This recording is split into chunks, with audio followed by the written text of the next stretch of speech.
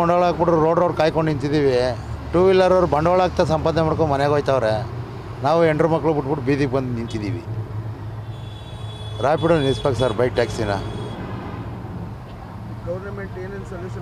Government ಏನು ಮಾಡಲ್ಲ ಬಿಡಿ ಸರ್. ಯಾವ ಕಡೆ ಕೊಡ್ತಾರೋ ಆ ಕಡೆ ದುಡ್ಡು, ಯಾವ ಕಡೆ ಕೊಡ್ತಾರೋ ಆ ಕಡೆ ಗೌರ್ಮೆಂಟ್ನವರು. ಇಷ್ಟು ದಿನ ಬೇಕಾಯ್ತು ಸರ್ ಬೈಕ್ ಟ್ಯಾಕ್ಸಿ ನಿಲ್ಸೋಕ್ಕೆ? ನೀವು ಒಂದು ಇನ್ಸೂರೆನ್ಸ್ ಇಲ್ಲ, ಟ್ಯಾಕ್ಸಿ ಇಲ್ಲ ಅಂದರೆ ಗಾಡಿ ಸೀಜ್ ಮಾಡ್ತಾರೆ. ಆ ಬೈಕ್ ಟ್ಯಾಕ್ಸಿ ನಿಲ್ಸೋಕ್ಕಾಗಲ್ವಾ? ಪಬ್ಲಿಕ್ ಎಷ್ಟು ತೊಂದರೆ ಆಯ್ತದೆ ಅಂತ ಅವ್ರಿಗೆ ಗೊತ್ತಿಲ್ಲ. ಆಟೋದವರೆಲ್ಲ ಬೀದಿಗೆ ಬಂದು ನಿಂತವ್ರು ಇವತ್ತೊಂದು ದಿನ ಪಾಪ. ಈಗ ನಿಮ್ಮ ಆಟೋ ಸಂಘದವ್ರವರೇ, ಸಂಸ್ಥೆಯವರವರೇ, ಅವರು ಅವ್ರ ಕೈಲಾದಷ್ಟು ಮಾಡ್ತಾವ್ರು ಸರ್. ಪಾಪ ಅವ್ರೇನು ಕೂತ್ಕೊಂಡಿಲ್ಲ. ಗೌರ್ಮೆಂಟಿನ ಮುಂದೆ ನಮ್ಮದೇನು ಅಲ್ವಲ್ಲ ಸರ್. ಗೌರ್ಮೆಂಟ್ ಅಲ್ಟಿಮೇಟ್ ಆಗಿ ಹೌದು ಸರ್, ಅವರಿಂದನೇ ಸಾಲ ಮಾಡ್ಬೇಕು. ಈಗ ಪಬ್ಲಿಕ್ ಏನು ಮಾಡೋಕ್ಕಾಗಲ್ಲ ಸರ್. ಈಗ ನಾವೇನಾರು ಕೇಳೋಕೆ ಹೋದರೆ ಮಧ್ಯದಲ್ಲಿ ಬಂದು ಏನು ಹೇಳ್ತಾರೆ ಹೇಳಿ ಗೌರ್ಮೆಂಟ್ನವರು? ಈಗ ಇಷ್ಟು ದಿನ ಬೇಕಾಯ್ತಾ? ಎಷ್ಟು ದಿನ ಆಯಿತು? ಏನಾರು ರೂಲ್ಸ್ ತೊಗೊಂಡವ್ರು ಅವ್ರ ಬಗ್ಗೆ? ಹೊಡಿತಾ ಇದ್ದಾರೆ. ಈಗ ಇನ್ನೊಂದು ಆರೋಪ ಏನು ಅಂತಂದರೆ ಆಟೋದವರು ಜಾಸ್ತಿ ದುಡ್ಡು ಕೇಳ್ತಾರೆ ಅನ್ನೋದು. ಯಾರು ಕೇಳಲ್ಲ ಸರ್, ಯಾರು ಕೇಳಲ್ಲ. ಕೇಳಿದ್ರೆ ಕೊಟ್ಬಿಡ್ತಾರೆ ಹೋಗ್ಲಿ ಕಸ್ಟಮರು.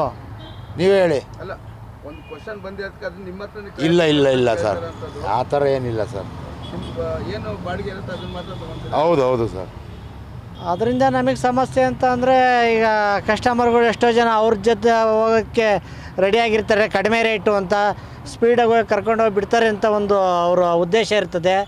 ಆದರೆ ಅದರಿಂದ ತೊಂದರೆ ಆದಾಗ ಅನುಭವಿಸೋದು ಅವ್ರಿಗೆ ಗೊತ್ತಿರಲ್ಲ. ಮತ್ತು ಆಟೋದವ್ರಿಗೆ ತುಂಬ ತೊಂದರೆ ಆಗ್ತೈತೆ. ಇವಾಗ ನಾವೆಲ್ಲ ಅದನ್ನೇ ನಂಬ್ಕೊಂಡಿರೋ ಅಂಥವ್ರು. ಬೈಕ್ ಟ್ಯಾಕ್ಸಿಯವ್ರು ಇವಾಗ ಅದನ್ನೊಂಥರ ಕ್ಯಾಶುಯಲಾಗಿ ತಗೊಂಬಿಟ್ಟು ಏನೋ ದುಡ್ಡು ಮಾಡಬೇಕು, ತಿನ್ಕೊಂಡು ಚೆನ್ನಾಗಿರಬೇಕು ಅಂತ ಅದೊಂದು ಉದ್ಯೋಗ ಮಾಡ್ಕೊಂಬಿಟ್ಟವ್ರು ಅವರು. ಅಷ್ಟಾಗಿದೆ ಇವಾಗ.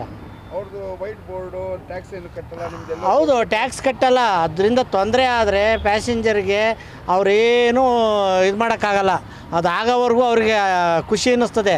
ಅದಾದಮೇಲೆ ಅವ್ರಿಗೆ ಗೊತ್ತಾಗೋದು ಏನು ಇದರಿಂದ ಯಾವ ಥರ ತೊಂದರೆ ಆಗುತ್ತೆ ಅಂತ. ಇಲ್ಲ ಟ್ಯಾಕ್ಸ್ ಕಟ್ಕೊಂಡು ಈ ಥರ ಇದು ಮಾಡ್ಕೊಂಡು ಇವಾಗ ನೋಡಿ ಮಹಾರಾಷ್ಟ್ರದಲ್ಲೆಲ್ಲ ಬ್ಯಾನ್ ಮಾಡಿದ್ದಾರೆ. ಅದೇ ಥರ ಇಲ್ಲೂ ಆಗುತ್ತೆ, ಆಗಲೇಬೇಕು, ಹಾಗೆ ಆಗುತ್ತೆ ಬಿಡಿ.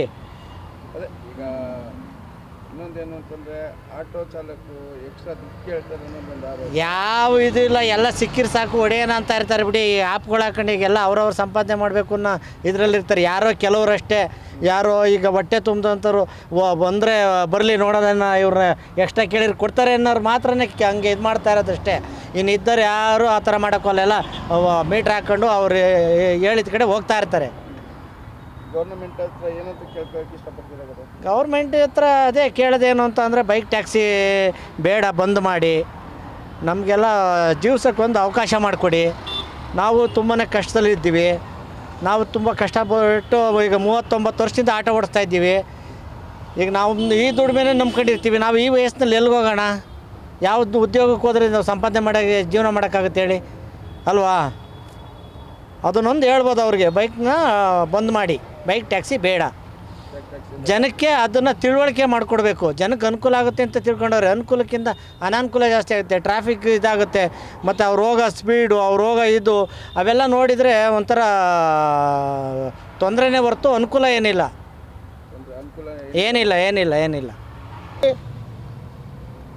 ಪ್ಯಾಸೆಂಜರ್ಗೂ ಇದೆ, ಡ್ರೈವರ್ಗೂ ಇದೆ, ಗಾಡಿಗೂ ಇದೆ. ಅದರಲ್ಲೇನಿದೆ? ಈ ಸರ್ಕಾರದವ್ರಿಗೆ ಒಂದು ಸ್ವಲ್ಪ ಬುದ್ಧಿ ಇಲ್ವಾ? ಜ್ಞಾನ ಇಲ್ವಾ? ಬೈಕ್ ಟ್ಯಾಕ್ಸಿ ಒಂದು ಡ್ಯೂಟಿ ಮಾಡ್ತಾನೆ. ಡ್ಯೂಟಿ ಮುಗಿಸ್ಕೊಂಡು ಮನೆಗೆ ಹೋಗುವಾಗ ಬಾಡಿಗೆ ಪಿಕಪ್ ಮಾಡ್ಕೊಂಡು ಹೋಗ್ತಾನೆ. ಡಬಲ್ ಕೆಲಸ ಅದು. ನಮ್ಮದೇನು ಕೆಲಸ? ಪರ್ಮನೆಂಟಿಗೆ ದುಡ್ಡು ಕಟ್ಕೊಂಡು, ಇನ್ಶೂರೆನ್ಸ್ ಕಟ್ಕೊಂಡು, ಗಾಡಿ ಎಫ್ ಸಿ ಮಾಡ್ಕೊಂಡು, ಮೀಟ್ರ್ ಎಫ್ ಸಿ ಮಾಡಿಕೊಂಡು, ಸರ್ಕಾರಕ್ಕೆಲ್ಲ ದುಡ್ಡು ಕಟ್ಕೊಂಡು ಬಾಡಿಗೆ ಇಲ್ದಂಗೆ ಒದಾಡೋದು ನಾವಿಲ್ಲಿ. ಈಗ ನಿಮ್ಮ ಸಂಘ ಸಂಸ್ಥೆಗಳೇನು ಕೆಲಸ ಮಾಡ್ತಾರೆ? ಸಂಘ ಸಂಸ್ಥೆಗಳು ಮಾಡ್ತಾ ಇದ್ದಾವೆ. ಸಂಘ ಸಂಸ್ಥೆಗಳು ಏನಾದ್ರು ಹೋರಾಟ ಮಾಡೋಕ್ಕೆ ಹೋದರೆ ಹಿಡ್ಕೊಂಡು ಒಳಗಾಗ್ತಾರಲ್ಲ ಪೊಲೀಸ್ನವ್ರನ್ನ ಬಳಸ್ಕೊಂಡು. ಪೊಲೀಸ್ನವ್ರನ್ನ ಇವ್ರು ಗುಲಾಮರಾಗಿ ಮಾಡ್ಕೊಂಬಿಟ್ಟವ್ರಲ್ಲ ಮಂತ್ರಿಗಳು, MLAಗಳು. ಈಗ ಹೊರ ರಾಜ್ಯದಿಂದ ಬಂದು ಟೂ ವೀಲರ್ ಓಡಿಸ್ಕೊಂಡು ಹ್ಞೂ ಸಾರ್, ಹೊರಗಡೆ ರಾಜ್ಯದಿಂದ ಬರ್ತಾ ಇದ್ದಾರೆ. ನಮ್ಮ ರಾಜ್ಯದವ್ರಲ್ಲ ಅವರು, ಹೊರಗಡೆ ರಾಜ್ಯದಿಂದ ಬರ್ತಾರೆ. ಯಾವನ ಈ ಮಾಫಿಯಾದವ್ರು ಇರ್ತಾರಲ್ಲ, ಅವರೆಲ್ಲ ಒಂದು ಗಾಡಿ ಹಾಕ್ಕೊಟ್ಬಿಟ್ಟು ಯಾವುದೋ ಒಂದು DL ತೊಗೊಂಬಂದ, ಗಾಡಿ ಓಡಿಸಪ್ಪ ನಿನಗೆ ಇಷ್ಟು ಸಂಬಳ ಕೊಡ್ತೀನಿ ಅಂತೇಳಿ ಕೊಟ್ಬಿಡ್ತಾನೆ, ಓಡಿಸ್ಕೊಂಡಿದ್ದಾನೆ. ನಮಗೆಲ್ಲ ಅನಾನುಕೂಲ ಜಾಸ್ತಿ ಆಗಿದೆ.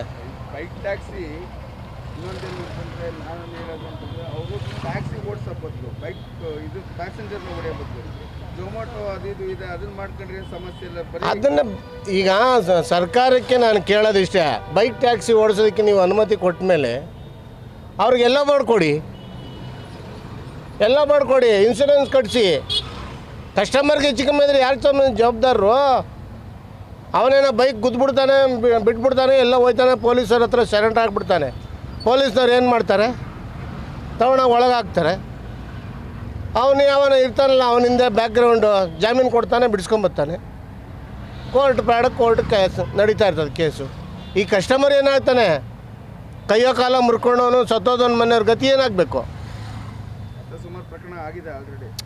ಅವ್ರು ಏನಾಗಬೇಕು ಹೇಳಿ ಸ್ವಾಮಿ? ಇನ್ನೊಂದೇನು ಆರೋಪ ಅಂತಂದರೆ ಆಟೋದಲ್ಲಿ ಎಕ್ಸ್ಟ್ರಾ ದುಡ್ಡು ಕೇಳ್ತಾರೆ ಅನ್ನೋದೊಂದು. ಸರ್, ಇವರು ಕರೆಕ್ಟಾಗಿ ಎಲ್ಲ ರ್ಯಾಪಿಡೋ ಬೈಕು ಮತ್ತು ಓಲಾ ಊಬರು ನಿಲ್ಲಿಸ್ಬಿಟ್ಟು ಪ್ರತಿಯೊಂದು ಕಡೆ ಈಗ ಇಲ್ಲಿ ಈ ಓರಿಯನ್ ಮಾಲ್ ಹತ್ರ ಆಟೋ ಸ್ಟ್ಯಾಂಡ್ ಕೊಟ್ಟರು ಶಿಸ್ತಾಗಿ ನಡ್ಕೊಂಡಿದ್ದಾರಾ? ಶಿಸ್ತಾಗಿ ಅದನ್ನು ಪಾಲಿಸೋಕೆ ಬಿಟ್ಟಿದ್ದಾರಾ?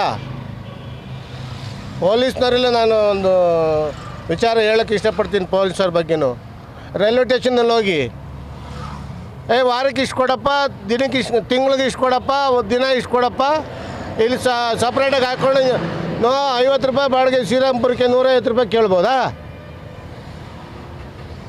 ಅದಕ್ಕೆ ಕಾರಣ ಯಾರು? ಪೊಲೀಸ್ನವರೇ ಕಾರಣ. ತಿಗಾ ಮುಚ್ಕೊಂಡು ಲೈನಲ್ಲಿ ಗಾಡಿ ಹಾಕೋ, ನೀನು ಮೀಟ್ರ್ ಹಾಕೊಂಡು ಬಾಡಿಗೆ ಹೊಡಿ, ಇನ್ನು ಯಾಕೆ ಹೊಡಿಯಲ್ಲ ನೋಡೋಣ? ಹೊಡೆದೇ ಹೊಡಿತಾರೆ. ಹಾಗಾದ್ರೆ ಅಲ್ಟಿಮೇಟ್ ಆಗಿ ಗೌರ್ಮೆಂಟ್ಗೆ ಏನು ಹೇಳಕ್ಕೆ ಇಷ್ಟಪಡ್ತೀನಿ? ಗೌರ್ಮೆಂಟ್ಗೆ ಏನು ಹೇಳೋಕ್ಕೆ ನಾನು ಅವರು ರ್ಯಾಪಿಡೋ ಬೈಕು ತೆಗಿಬೇಕು ಅನ್ನೋದೊಂದು ಕೇಳ್ತೀನಿ. ರ್ಯಾಪಿಡೋ ಬೈಕಿಗೆ ಅನುಮತಿ ಕೊಡಬಾರ್ದು.